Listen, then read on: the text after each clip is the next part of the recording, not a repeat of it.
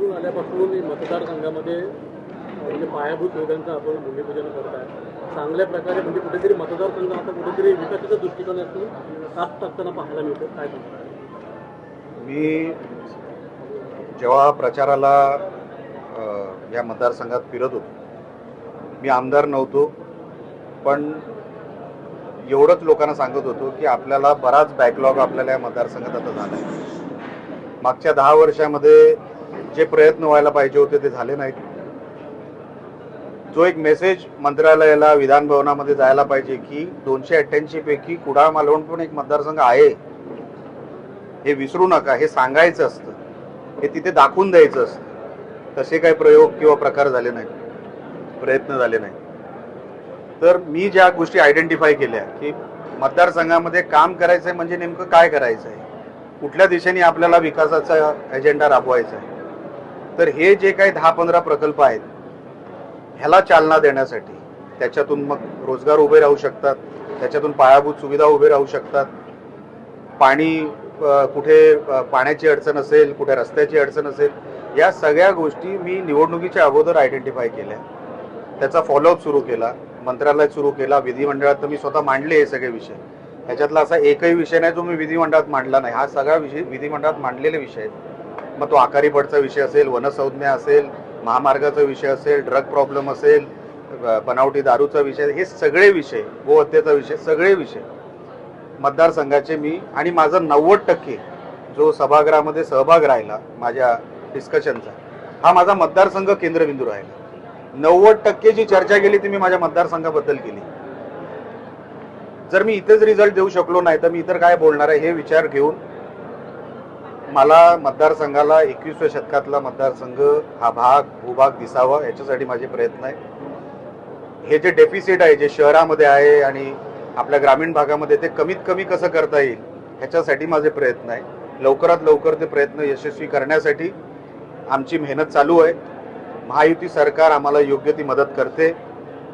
जेव्हा जेव्हा मी पैसे मागितले सरकारकडे, मला महायुती सरकारच्या सगळ्या नेत्यांनी मला पैसे दिलेले आहेत. म्हणून असंच त्यांचं माझ्यावरती आणि या मतदारसंघावरती लक्ष असावं, याच्यासाठी माझे प्रयत्न सुरू आहेत. एक राजकीय प्रश्न आहे, कोणी बैमानी करत असतील तर त्यांना सोडायचं नाही, त्यांच्या मतदारसंघात जाऊन राडे करायचं असं संजय राऊत म्हणतात. संजय राऊतकडे आता स्वतःकडे काय राहिलेलं नाही. राडे करायला तर कोण आहेत त्यांच्याकडे? मला भीती अशी आहे की आता संजय राऊतच फटके खातील की काय उबाटावाल्यांकडून. बघा, त्यांनी आता अंत बघितलेला आहे त्या पक्षातल्या कार्यकर्त्यांचा. सर्वात जास्त नुकसान कोणी केलं होतं पक्षाचं? संजय राऊतांनी केलं. आता राडे व्हायचेच असतील ना, पहिले संजय राऊतलाच फटके घातले पाहिजे, तिथून सुरुवात करा. कारण का आपण योग्य दिशा बघायची असेल तर पहिले फटके योग्य माणसाला पडले पाहिजे. उगाच राडे करून आता त्याला राडे करणारे पण त्यांच्याकडे कोण राहिलेलं नाही हो. संजय राऊतनी नको त्या उड्या मारू नये. दुसऱ्यांना फटके देता देता आता स्वतः फटके खायची वेळ आलेली आहे, एवढं त्यांनी लक्षात ठेवावं जास्त. आणि त्यांच्याकडून दुसरी अपेक्षाही काय? आता सगळं वाटोळं लावून टाकलेलं आहे. जी काय सुपारी घेऊन उबाटाची वाटोळं करायचं होतं ते सगळं केलेलं आहे संजय राऊतांनी. आता नवीन काय? आता हे पण त्यांच्याकडे तसे राडे करणारे पण कोण नाही. असं कोणी म्हणतो, संजय राऊत असंही म्हणतो की कुठला तर त्याला तुडवा म्हणून, कुठला तर त्याला तुडवा असं देखील म्हणतात. आता बघा किती लोकांना तोडवतील ते. अहो, ह्यांच्याकडे कोण राहिलं नाही तोडवण्यासाठी. पण ते सगळे होते ना, ते सगळे इकडे तिकडे आलेत. तर ह्यांच्याकडे तुडवणार आहे कोण? नाव तरी सांग. कोण तुडवणार? जे कोण होते ना, ज्यांच्यात कॅपॅसिटी होती, ते सगळे आमच्यात आहेत, आम्हीच आहोत. ही नको ती भाईगिरीची भाषा संजय राऊतांच्या तोंडातून बरं वाटत नाही. महाराष्ट्र पुढे चाललेला आहे, योग्य दिशेने पुढे चाललेला आहे, विकासाच्या दृष्टिकोनातून पुढे चाललेला आहे, इन्फ्रास्ट्रक्चरच्या दिशेने पुढे चाललेला आहे. आता ज्यांना तुमच्याबरोबर राहायचंच नाहीये ते कशामुळे राहतील? काय मिळतंय त्यांना तिकडे? त्यांची कामं होत नाहीये, त्यांचे नेते त्यांना भेटत नाहीये. इथे शिंदे साहेब 24 तास अवेलेबल आहेत, विकासाची कामं होतात. मी माझंच उदाहरण दिलं तुम्हाला. असे असंख्य लोक आहेत जे तुम्हाला सांगतील की शिंदे साहेबांकडे गेल्यावर कामं होतात. आता ह्यांच्याकडे कोण भेटत नाही. हा संजय राऊत एका खोलीत बसून ही सगळी पत्रकार परिषद घेणार. अहो, उबाटाची जे कार्यकर्ते आहेत ना, ते खरोखरच मारतील याला एक दिवस. कारण का ह्यांनीच वाटोळं लावलंय सगळं. अजून कोणाची चूक नाही, पहिली ह्यांचीच चूक आहे, ती अगोदर शोधली पाहिजे. ठाकरेंच्या बैठकीत 7 खासदार गैरहजर होते. बैठकीला का नव्हते प्रत्येक खासदाराकडून उत्तर मागवणं, व्हीप उल्लंघन केल्याप्रकरणी ठाकरे सेना नोटीस पाठवली. मला बघा, तुम्हाला आठवतं ह्या 15 दिवसापूर्वी पण अशीच एक बैठक सन्माननीय उद्धव साहेबांनी बोलवली होती. तेव्हाही कोण गेलं नव्हतं, एकाच दुसरेच गेले होते, मग वेगवेगळी कारणं दिली होती. ह्यांच्या बैठकांमध्ये जाऊन काही होत नाही असं सगळ्यांना माहिती. आता कार्यकर्त्यांना माहिती आहे, तर नेत्यांना काय माहीत नसेल किंवा खासदारांना आमदारांना माहीत नसेल, त्यांच्याकडे कोण राहणार नाही साहेब. मी तुम्हाला सांगतो, आज खासदार गेलेत, आता त्यांचे किती 20 आमदार आहेत ना, 12-13 पण उठणार, ते पण नाही राहणार त्यांच्याकडे. कारण का विषय असा नाहीये की नेमकं काय, त्यांची कामं होत नाही तिकडे. कोणाचा तरी आधार लागतो, तो आधार नाही मिळत आहे त्यांना तिकडे.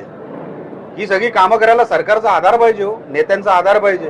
आता कार्यकर्ते कुठे जाणार? आधार नसल्यामुळे ते लोक इकडे तिकडे जातात आणि हे मग कुठल्या तरी पैशाची वार्ता करतात. पैसा हा विषयच नसतो, आधार.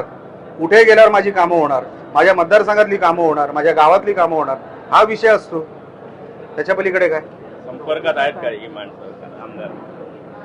आमची नजर जरी जाते ना साहेब, आमच्याकडे लोक यायला तयार आहेत. फक्त नजर, असं पण करायला लागत नाही. ही परिस्थिती आहे. कारण का जसं मी सांगितलं, शिंदे साहेब 24 तास मैदानात, 24 तास अवेलेबल. शिवसेना जीवाभावाची संघटना. इकडे अकोल्यात काय झालं तर इकडून दोडा मार्गातून निघायला कार्यकर्ता कमी जास्त बघत नाही. ही जीवाभावाची संघटना आणि त्या संघटनेचा भाग म्हणून खरं बाळासाहेबांचे विचार हे कोण जोपासतंय? आमची शिवसेना जोपासते. हे लक्षात आल्यानंतर कार्यकर्ते किंवा पदाधिकारी किंवा आमदार खासदार आमच्याकडे वळतात. ते वळणारच. ऑपरेशन टायगर फसलं असं शिवसेनेचे नेते, ठाकरे सेनेचे नेते म्हणत होते. काय ऑपरेशन टायगर फसलं असं ठाकरे सेनेचे नेते म्हणत होते. मात्र आज त्यांच्या बैठकीला 6 खासदार गैरहजर राहून त्यांनी उत्तर दिले. बघा, हे होणारच होतं. मी म्हणून सांगितलं ना, त्यांना आत्मपरीक्षण करण्याची आता गरज आहे. हे ऑपरेशन टायगरवर लक्ष ठेवण्यापेक्षा तुमच्या पक्षात एक ऑपरेशन लफंगा करून टाका. जो संजय राऊतमुळे हे सगळं काही नुकसान होत चाललंय ना तुमच्या पक्षाचं, एकदा त्याचंच ऑपरेशन करून टाका. कारण का इतर तुम्हाला जर कारणं जर शोधायची झाली तर भरपूर कारणं आहेत, पण सुरुवात कुठून तरी केली पाहिजे. मी फक्त खासदारांचं नाही बोललो या साहेबांना उत्तर देताना, आमदार पण अनेक संपर्कात आहेत. ते येणाऱ्या टप्प्यात दिसतील तुम्हाला.